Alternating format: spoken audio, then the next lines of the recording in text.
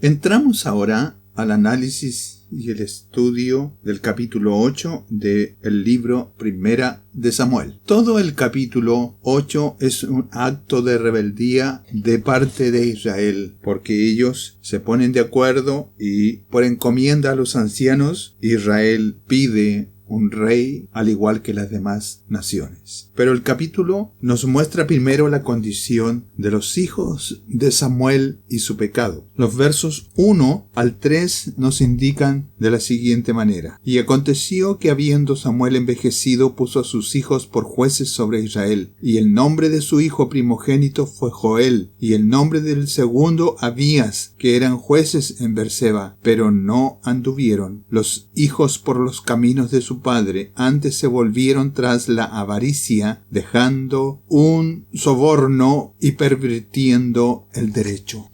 Desafortunadamente, los hijos de Samuel no seguían en las pisadas de su padre. Samuel se equivocó al ponerlos como jueces sobre el pueblo. Los jueces fueron llamados por Dios para librar y guiar a Israel, pero el oficio de juez nunca fue por dinastía, ni por sucesión de linaje familiar. La palabra Joel quiere decir Jehová es Dios. Abías quiere decir Jehová es Padre. Hacemos un paréntesis aquí para indicar que todos los nombres propios personales que terminan en él o llevan la configuración EL dentro de alguna parte al comienzo o al medio, es la palabra de Jehová incluida dentro de ese nombre. Lo mismo con la terminación Ías. Ías también quiere decir Jehová. Así encontramos dentro de los nombres de las escrituras todos aquellos que terminan, que contienen él, y Ías quiere decir que Jehová, el nombre de Jehová está incluido en ese nombre. Los nombres son buenos, pero los hijos de Samuel no lo eran. Samuel los había ubicado en Berseba, distante a unos 80 kilómetros al sur de Jerusalén. Berseba era considerado como el límite de Judá en el sur del país. Nos indica algo de la influencia que tenía Samuel sobre un territorio tan extenso. Nos muestra que ya Samuel estaba asentado como un juez y tenía un predominio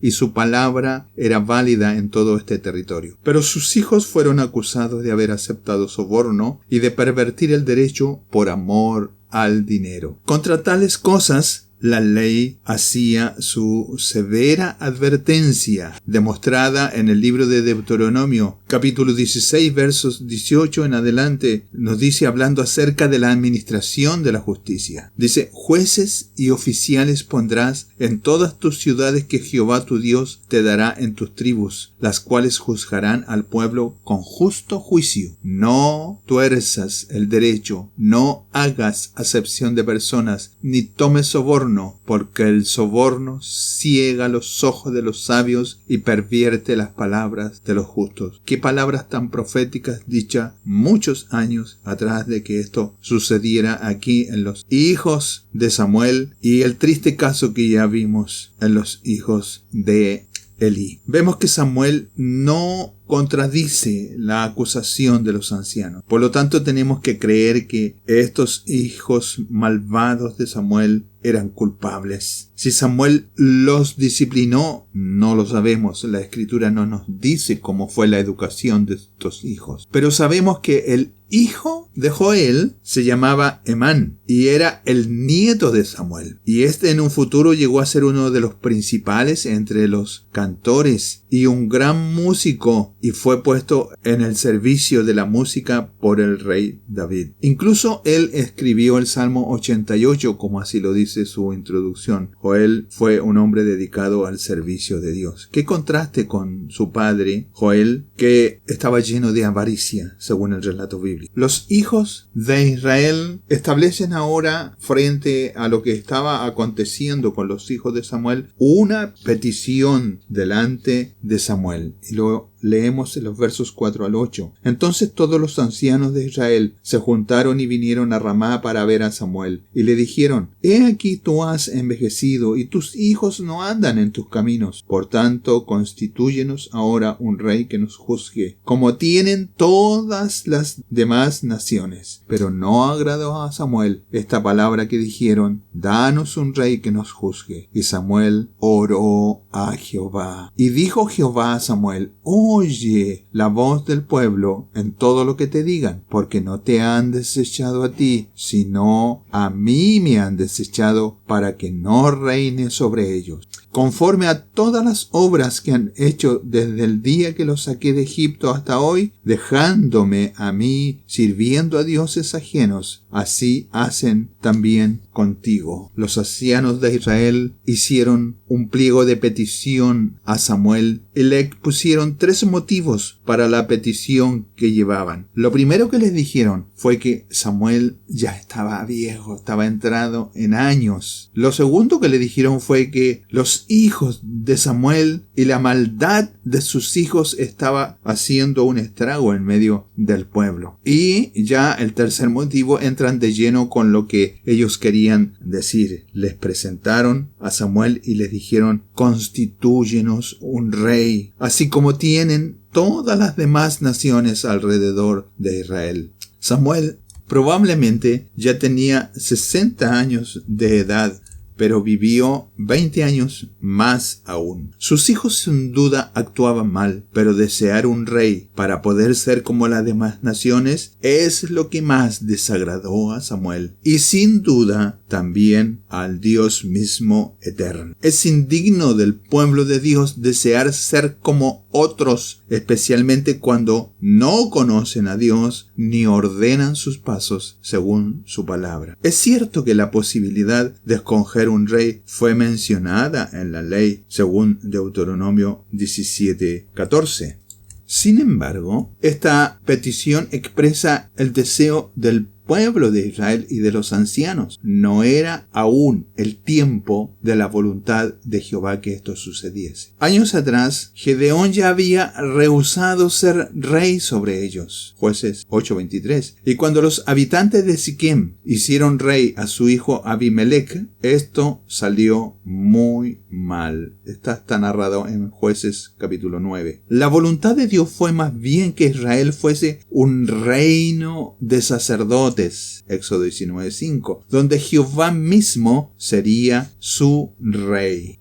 Israel sucesivamente cayó en la derrota, pero no fue porque la mano de Dios de este gobierno teocrático haya sido culpable de ellos, sino que la desobediencia del pueblo fue que hizo caer a Israel en derrota. La teocracia divina, el gobierno divino, demandaba la obediencia, y Israel actuaba frente a esto con rebeldía. Por lo tanto, Dios le daría lo que pedían, pero con el agregado de flaqueza en la profundidad de su alma. Hay un deseo, aquí en el verso 4, como le dimos lectura, un deseo de que Israel hubiese rey. Entonces todos los ancianos de Israel se juntaron y vinieron a Ramá para ver a Samuel. Ellos no iban solo a ver cómo estaba su salud, no iban a conversar de los problemas que hubiesen, sino que ellos habían recogido la voz del pueblo, y ellos, actuando en complicidad con ello, presentan al dirigente, al gobernante, al juez, al profeta, esta petición para que actúe como el proclamador de este nuevo rey. Aquí encontramos que el viejo orden cambia, el gobierno teocrático cambia, dando lugar a uno nuevo, y Dios se cumple de muchas maneras para que una buena costumbre no corrompa al mundo. Y así encontramos que Dios es permisivo en cuanto a esto, para que el pueblo de Dios no estuviese cayendo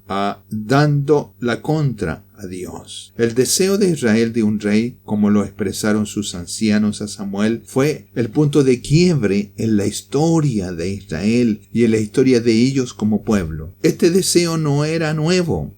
Existió mucho antes, tal como ya lo dijimos en Jueces capítulo 8, capítulo 9, allí están las historias. Pero habían surgido nuevas circunstancias, el mayor orden y la unidad resultante de los trabajos de Samuel. Samuel había establecido un vínculo de intercesión entre Dios y el pueblo. Por lo tanto, el pueblo estaba unido, pero aún así empezaron a mirar a las naciones vecinas. A esto se unió la mala conducta conducta de sus hijos. Y frente a esto también las naciones vecinas empezaron a amenazarlos, lo que hizo que se volviese más fuerte y más general este deseo y se emitiera de una manera definitiva y fija, con determinación. Es decir, el pueblo y los ancianos ya habían determinado que ellos querían un rey. Los ancianos simplemente dieron expresión a lo que el corazón del pueblo había dispuesto. El objetivo de su deseo no estaba esencialmente equivocado. Se había predicho que los reyes debían surgir en Israel. Así lo encontramos en el libro de Génesis, en el libro de Números, capítulo 24, verso 27, en que se había previsto en la ley de Moisés la elección de un rey y se daban las instrucciones sobre la forma en que éste debía gobernar. Lo leemos en Deuteronomio capítulo 17 del 15 adelante.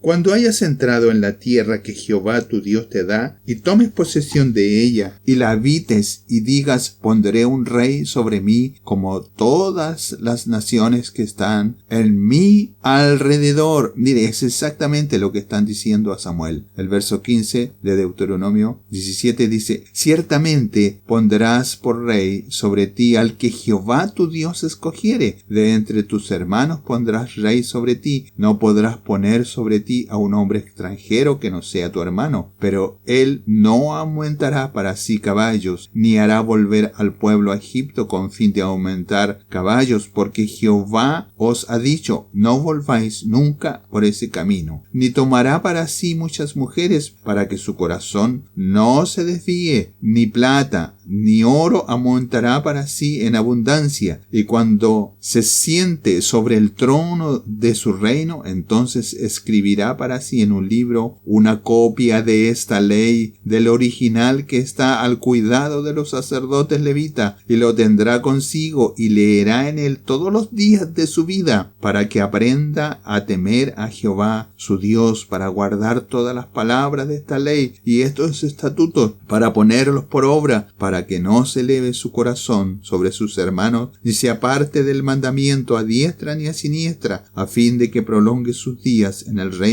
él y sus hijos en medio de Israel. Las condiciones estaban claras. Los elementos que constituían a la conducta más santificada del rey estaban estipulados. Su deleite diario y profundo debía ser el estudio y lectura de la palabra del Señor, apartando de él la codicia y la avaricia. Se habían dado indicaciones ahora que el momento de su elección ya estaba cerca. Lo leemos en el libro de Samuel, en el cántico de Ana, como de alguna manera especial se menciona este rey futuro que vendría. Su nombramiento fue solo en aparente contradicción con el principio fundamental de la teocracia, que si Dios era su rey, ya no tenía la intención de reemplazar la autoridad divina. Iba a ser este rey nombrado el virrey o el diputado de Jehová, como lo habían sido los jueces, y él podría estar mejor adaptado que ellos a la condición actual de la gente.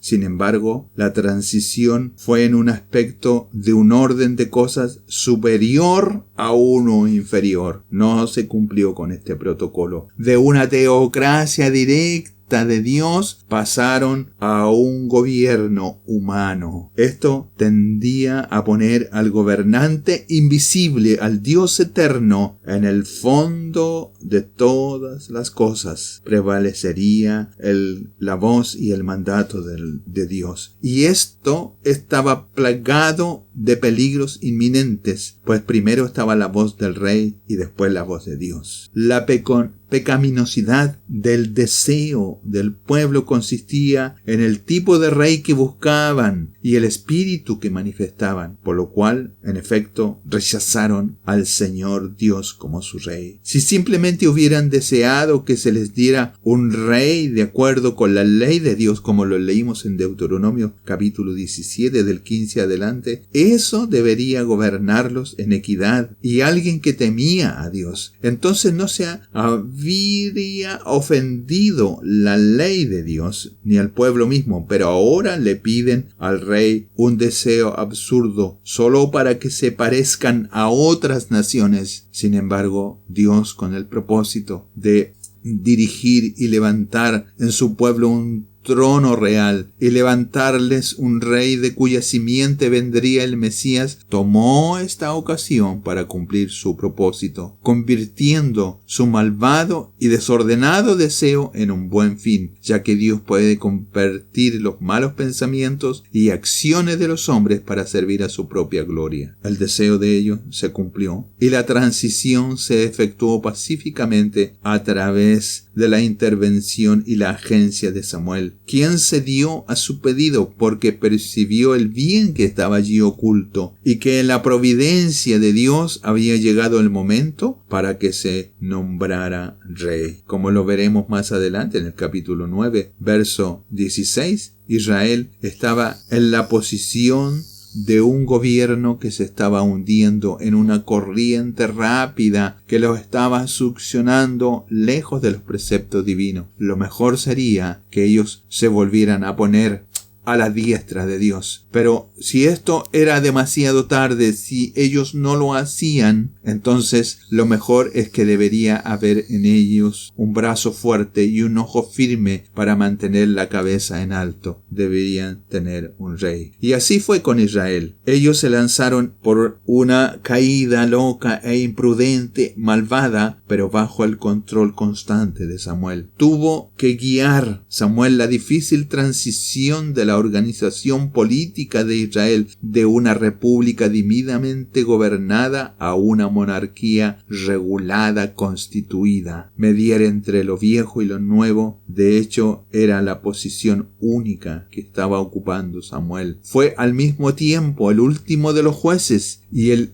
inaugurador del primero de los reyes, ahora tomando la historia de su oposición y luego adquiere en su presencia el establecimiento de la monarquía. Estas cosas nos dan una impresión justa de el aspecto en que vive Samuel para permitir unir el paso de una época pasada con la época que viene. Queda a criterio de interpretación cuál es la mejor, pero nosotros sabemos cuál es la mejor. Su calma, Samuel, su moderación, su amplitud de visión, su adaptación práctica y elevada, su devoción a Dios y su pueblo que se exhibieron aquí en un grado eminente. Samuel es uno de los pocos grandes hombres de la historia que en tiempos críticos, por pura fuerza de carácter y energía invencible, termina la forma previa de un gran sistema existente, el teocrático, al principio contra su voluntad, pero luego está convencido de la necesidad con toda la fuerza y el entusiasmo de su naturaleza, Dios mismo interviniendo en la voluntad de Samuel, y quienes luego inician una mejor forma con los resultados más felices, aunque en medio de mucho sufrimiento y persecución personal. Todo esto le cayó como una carga muy pesada a Samuel, y Samuel hizo lo único que podía hacer en estas circunstancias: oró a Jehová. Samuel se ve siempre como un hombre de oración y consideraba como pecado el cesar de orar.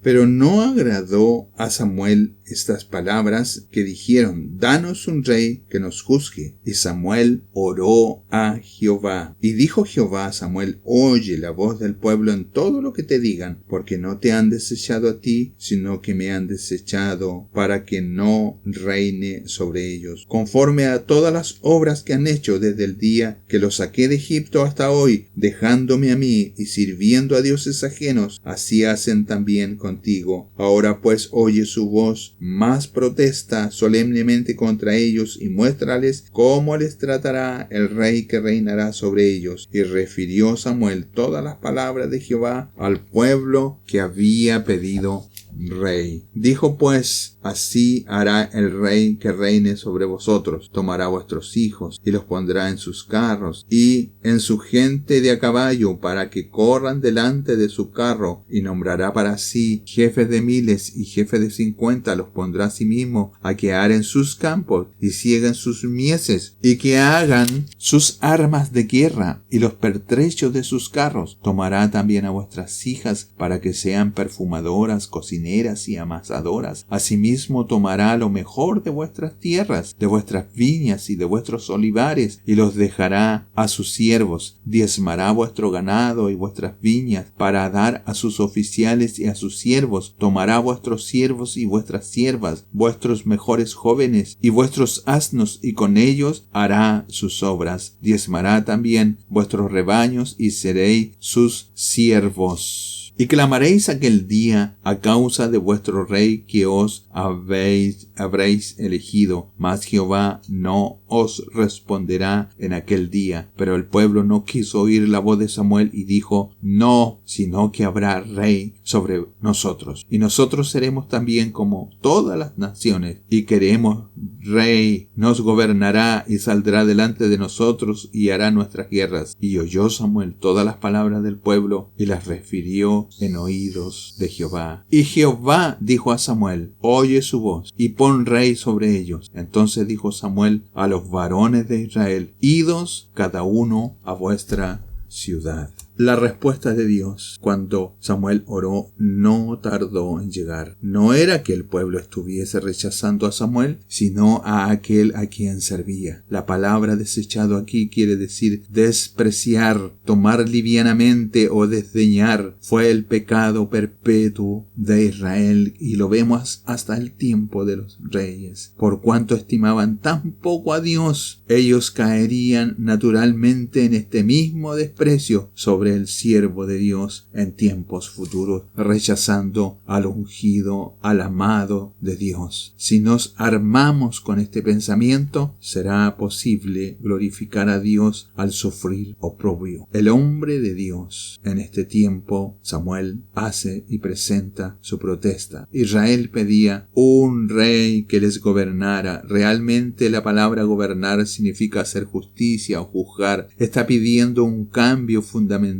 del liderazgo de Israel después de 340 años de haber sido librados y guiados por los jueces. Ahora quieren una monarquía. Samuel será el último juez. Dios les dará su rey, pero les dice a Samuel que les advierta sobre la justicia que el rey les haría. La palabra advertir aquí se refiere a un testimonio dado solamente ante las autoridades. Si querían escoger a un rey, debían saber bien cuáles serían las consecuencias de su decisión, y después tendrían que vivir con su elección. Su rey, como lo dice el verso 11, tomaría a sus hijos como soldados y siervos para peones, jornaleros y para fabricar sus armas y sus carros. Las mujeres servirían en la cocina del rey, que se apoderaría de sus tierras sacando lo mejor para sí mismo. Daría presente a sus amigos y cobrarían tarifas e impuestos. Ellos, el pueblo, serían siervos o esclavos, que implica exigir un servicio. Es notable que Samuel está sirviendo como mediador aquí entre Dios e Israel, el verdadero profeta. El verso 10 así lo podemos ver, y refiere todas las palabras de Jehová al pueblo. Es como un intercesor, va y trae palabras. Sin embargo, Israel rechaza su declamación, diciendo: más bien que haya rey sobre nosotros. Mucho más tarde, el mismo pueblo de Israel rechazó al Mesías, diciendo: no queremos que éste reine sobre nosotros. La advertencia termina rehusando de antemano cualquier ayuda de Dios cuando este rey cayese en desgracia y que tuvieran penalidades que sufrir. Verso 18 nos dice que tendrían que vivir con la decisión tomada, porque Dios no respondería. Su destino ya estaba sellado y su voz firmaba la sentencia. No se podría retroceder aunque quisieran hacerlo más adelante. Aunque Samuel seguía en su ministerio, el pueblo entraba en una nueva época de su historia. Aquí se abre un nuevo capítulo en los escritos de la nación. Es trascendente trascendente este momento porque el gobierno de Dios cambia porque el pueblo ha decidido y ha delegado el gobierno sobre un gobierno humano. Así vemos que esta imprudente demanda es concedida, como lo dice el verso 22. Y Jehová dijo a Samuel: oye su voz y pon rey sobre ellos. Entonces dijo Samuel a los varones de Israel: idos cada uno a vuestra ciudad. A pesar de todos los esfuerzos de Samuel, a pesar de todas las advertencias que Dios le estaba dando, ellos escogieron tener un rey humano. El gobierno de los jueces había caído en descrédito por la mala actitud del pueblo y de sus gobernantes. Samuel fue sin reproche, pero cuando la edad avanzada hizo que la carga de los asuntos del país fuesen demasiado para él, sus hijos, a quienes naturalmente delegó su autoridad, demostraron ser gobernantes injustos. No parecen haber sido licenciosos como los hijos de Elí, pero fueron codiciosos y corrompieron la fuente de justicia para aceptar soborno.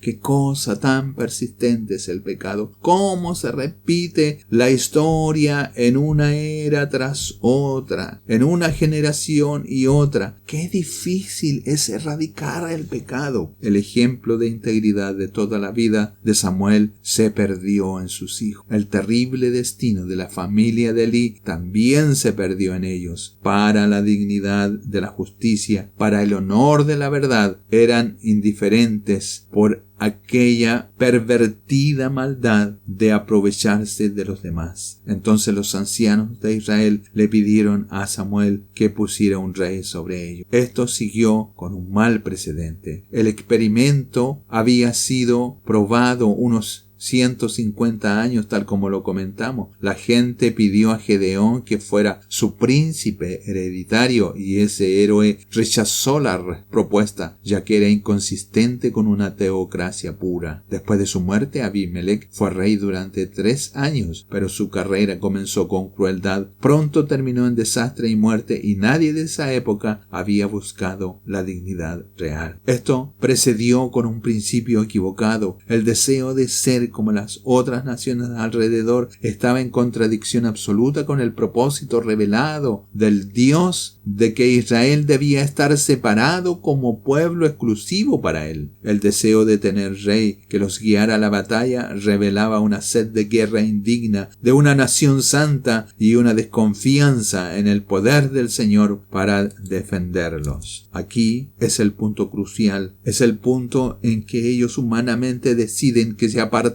de la ley permisiva con respecto a un rey registrado en el capítulo 17 de Deuteronomio, un gobierno que no debía considerarse inconsistente con la teocracia siempre que el rey no fuera un extranjero y fuera elegido por Jehová, cuyo labor iba a ser el virregente. Dios era el gobernante, Dios era el rey, pero este rey que iba a ser nombrado iba a ser el vicerregente. Los ancianos pidieron un rey no según la mente del Señor, sino según el patrón de los paganos de alrededor. Pero vemos que hay razones para el consentimiento divino. 1. El pueblo era testarudo y debe aprender por experiencia.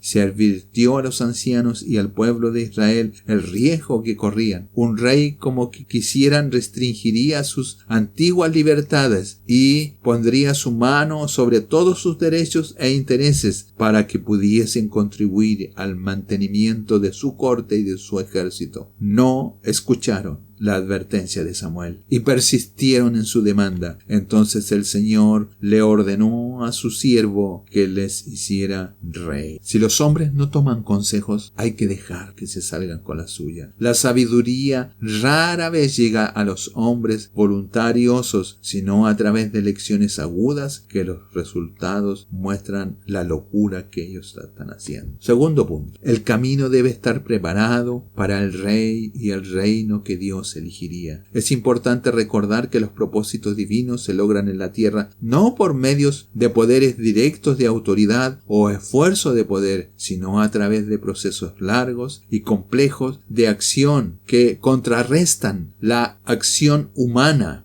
por medio de las correcciones que van haciendo en la vida y la experiencia. La inteligencia del sufrimiento es un retroceso de peligro. El propósito de Dios era constituir a Israel en un reino bajo un pacto seguro, un reino que debía proporcionar la base para visiones proféticas brillantes del reino de Cristo, pero este diseño no debía cumplirse abruptamente o por una repentina afirmación de la voluntad divina. El camino fue preparado por el fracaso de todos los demás elementos para mantener unidos al pueblo hebreo. Primero, el gobierno por los jueces perdió su honra y su crédito. Entonces el reino establecido por el deseo popular fracasó, para que las tribus, al ver la ruina de sus propios jueces anteriores, ahora están listas para recibir el reino como Dios quiere y el hombre a quien quiere elegir. Es decir, Dios pondrá a un hombre para alimentar a Jacob, su pueblo, e Israel, su herencia. Así encontramos que hay un proceso en el cual se establece esta verdad de Dios. Los hombres han establecido sus propios elementos, sus propios hombres, nombrados por hombres, no por Dios, en la administración de la iglesia. Y con ello el resultado ha sido desastroso. No se han contentado con un Señor y con un Rey invisible. Los primeros patriarcados pueden ser descritos como un gobierno por los jueces, pero los hombres no estaban contentos con esto. Y el cristianismo de Latinoamérica estableció una supremacía eclesiástica y espiritual en la tierra. Esas partes de la iglesia occidental que se separaron en este reino condenado por la reforma, en su mayor parte dieron poder a los príncipes seculares a cambio de su protección. Todos estos arreglos son dispositivos temporales, pero son testigos y preludio de algo más alto y divino. Preparan el camino para el reinado de Jesucristo, mientras el reino humano y confuso de Saúl se preparó para el fuerte reino de David. Así la historia está plagada de hombres que han querido dirigir el designio de Dios, pero el designio de Dios sobrepasa a los hombres, sobrepasa las edades, sobrepasa el tiempo. No hay voluntad humana que se resista al deseo y al designio de Dios. Por eso que la palabra del Señor nos dice que Él pone y quita reyes. Él es Dios soberano absoluto de todo lo que existe. La experiencia cristiana que nosotros tenemos internamente puede contar una historia similar. ¿Qué planes hay que probar? ¿Qué cosas hay que fallar? ¿Y qué tronos de confusión hay en el corazón que nosotros podemos mirar antes que el Señor sea exaltado? Se nos permite tener nuestra propia manera de que podamos aprender cuán pequeña es nuestra sabiduría, cuán vanos son nuestros elementos en la vida. Exaltamos nuestra propia justicia, nuestra propia voluntad, nuestra propia confianza religiosa. Nos creemos los redentores, nos creemos poseedores de la verdad y somos sabios en nuestra propia opinión. Dejamos a Dios de lado y tomamos palabras intercaladas para poder crear problemas, para poder crear confusión y desorden, hasta que renunciemos a nuestro orgullo y vanagloria y recibamos al Hijo de David, el verdadero ungido de Jehová, para reinar y gobernar sobre nosotros. El comienzo verdadero del reino de Dios comienza, pero Israel dijo: no tendremos un rey conforme a los demás naciones. La verdad profunda que Dios enseña y que nos dice que nosotros podamos proclamar sobre nosotros mismos, diciendo la expresión: bendito sea el Rey que viene en el nombre del Señor. Hoy toda nuestra centralidad pasa a segundo plano, porque el Rey de nuestras vidas quiere ser el Dios eterno. Que el Señor nos bendiga en esta hora.